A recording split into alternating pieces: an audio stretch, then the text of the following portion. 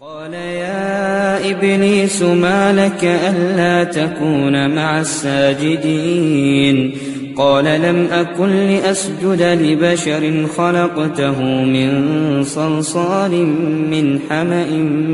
مسنون قال فاخرج منها فإنك رجيم وإن عليك اللعنة إلى يوم الدين قال رب فأنظرني إلى يوم يبعثون قال فإنك من المنظرين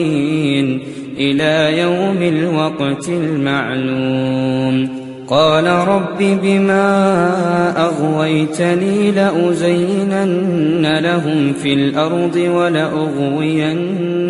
أجمعين إلا عبادك منهم المخلصين قال هذا صراط علي مستقيم إن عبادي ليس لك عليهم سلطان إلا من اتبعك من الغاوين وإن جهنم لموعدهم أجمعين لها 7 أبواب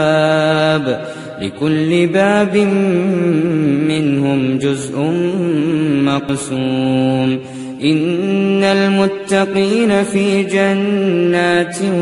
وعيون ادخلوها بسلام آمنين ونزعنا ما في صدورهم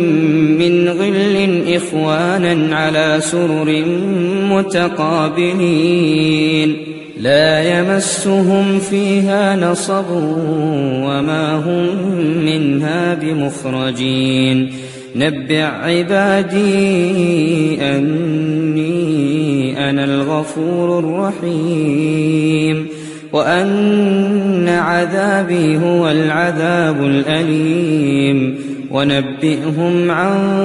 ضيف إبراهيم إذ دخلوا عليه فقالوا سلاما قال إنا منكم وجلون قالوا لا توجل إنا نبشرك بغلام عليم قال أبشرتموني على أن مسني الكبر فبم تبشرون قالوا بشرناك بالحق فلا تكن من القانطين قال ومن يقنط من رحمة ربه إلا الضالون